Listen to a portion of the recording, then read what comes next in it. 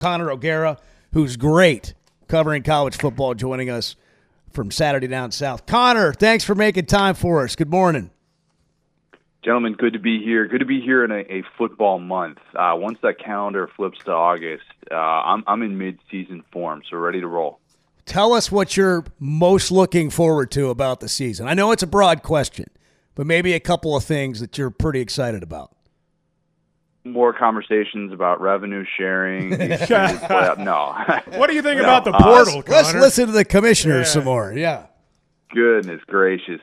Get me as far away from that as humanly possible. No, I think it's maybe the most intriguing year of SEC quarterbacks that I can remember. Just top to bottom, the guys that we're talking about, the intrigue that is loaded at the top. And everybody's going to be talking about Arch Manning, understandably so.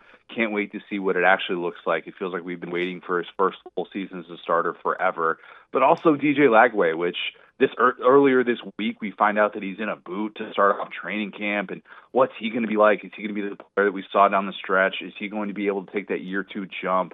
A lot of questions about his health. That's where he couldn't participate in spring drills because of the shoulder issue that limited his throwing. What's it going to be with Lenora Sellers? I mean, Lenora Sellers turned into, as Shane Beamer said, the best player in college football down the stretch last year. But is he going to be able to take another step and be this first-round quarterback?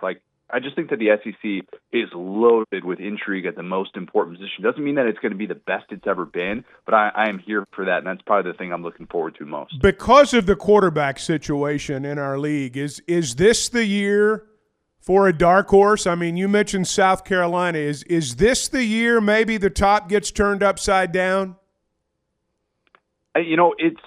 It does kind of feel like that could be in place simply because it doesn't feel like there's that absolute juggernaut at the top.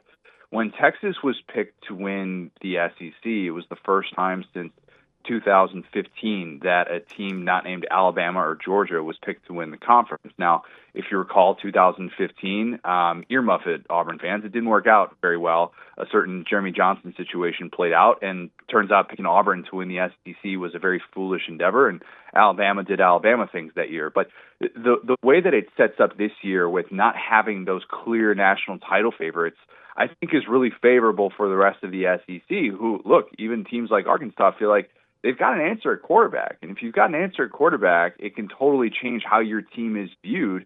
Nobody would have been telling you at this time last year that South Carolina might have a legitimate playoff argument down the stretch, and then Lenore Sellers became what he became, and we ultimately were having those conversations. So I do think it's going to be fascinating. There are so many teams, like in Oklahoma, where what does this look like with John Mateer coming over with Ben Arbuckle, and is he going to be able to allow Oklahoma to take that next step in year two in the SEC and save Brent Venable's job? I mean, those are the questions that I think we're asking, where 5 through 11 in the conference feels very much like it's all over the place. And because teams at the back end of that have a quarterback, maybe this could be the year in which we see those teams have November playoff relevance. I think that's exactly right. Arkansas' schedule's murder. I mean, everyone has it as a top 3 toughest schedule, it seems, in the country. I look at Taylor Green and Petrino coming back and the receivers they brought in and retooling the offensive line and the running back they got from New Mexico State, and I'm like, they actually might be pretty good on offense. They got a bunch of transfer guys on defense. They got some returning guys on defense that are pretty good. And any other year, I mean, the ESPN Football Power Index, which nobody can really explain what it is, but they had them at like number 21 or 22 in the country. But it doesn't mean you're going to have a good record. What do you see with Arkansas this year? I see a team that has so much turnover and in such a difficult schedule to deal with that turnover that it's impossible to ignore it. Having 41 guys transfer out is just not what you expect when you have your head coach and your 2 top assistants still there. It's bizarre. I mean, it truly is. And I don't know if there is a situation like this in college football. And you almost have to treat it like a year one roster, but at the same time, because you have that stability and you also have your returning starting quarterback, you kind of feel like, all right, well, those are really favorable things to have in place. And maybe that could be what allows Arkansas to navigate the first part of this schedule, which I would argue is more tricky than a gauntlet. And I do think that they're in a really tough spot. And the issue that Arkansas fans have had the last few years is that they don't feel like the ceiling is where they would like it to be. Now, you beat a team like Tennessee last year, who I think Tennessee was a really, really solid team. Did it totally change the national perception of Sam Pittman in the way that the Texas win did back in 21? No, but can you have more of those moments this year where it feels like you can beat any team in the country? The schedule is certainly going to allow for it. Taylor Green is certainly a unique guy to prepare for at 6'6", and if he can cut down on the turnovers. But I do think that there is definitely still that kind of but about this Arkansas team, even if you sell yourself on the positive pieces. Yeah, makes sense. And also, I think not only Arkansas, but the portal makes it, I think, harder to predict what the season's good. It's always hard to predict.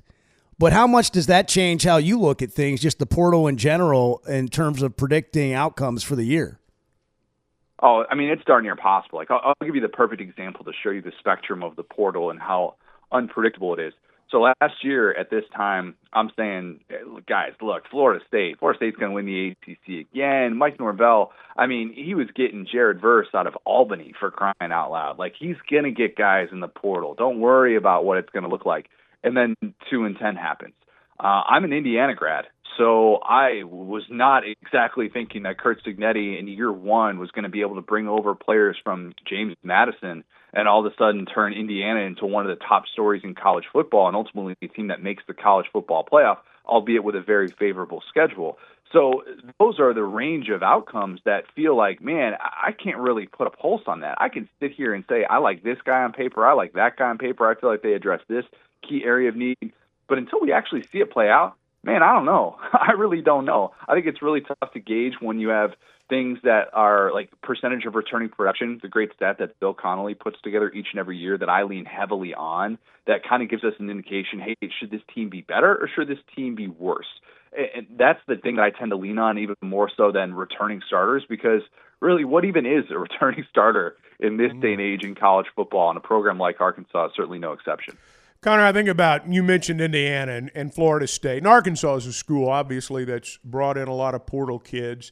Is there the potential for the wild swing from year to year, like what Florida State experienced? Like, Indiana had a great year last year, but you don't know what it's going to be like this year. I just wonder, some of these schools that, now fall into that category of portal schools, if it's going to be more unpredictable than ever, and if we're going to see that at times play out on the field.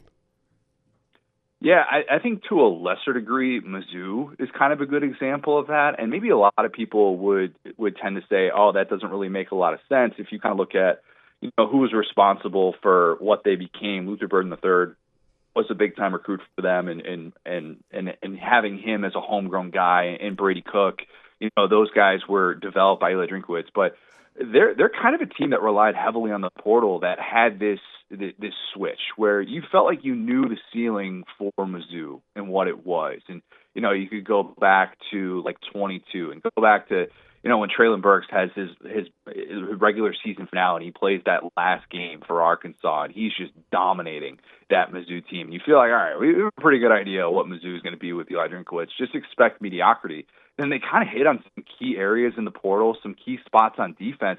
And all of a sudden you look up and like, man, they're 21-5 over the course of the last 2 years. And that's, to me, the intriguing thing about the portal is that there could be a team that, look, they're not going to be recruiting top 10, top 15 classes, but they kind of hit on some of those right spots and they make some of the right hires at coordinator, which Eli Drinkwitz absolutely deserves credit for doing just that. And all of a sudden you could be in the mix.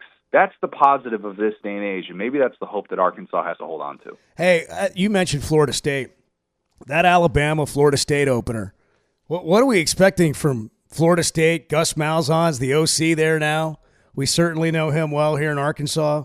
What do you think the Noles are going to be like? I can't believe they only won 2 games last year. To regress by 11 games is darn near impossible. I mean, it really is. That is an unbelievable feat. I'm not saying that Florida State should hang a banner, but I'd say that it's a little bit more noteworthy than some of the things they've done in years past, man.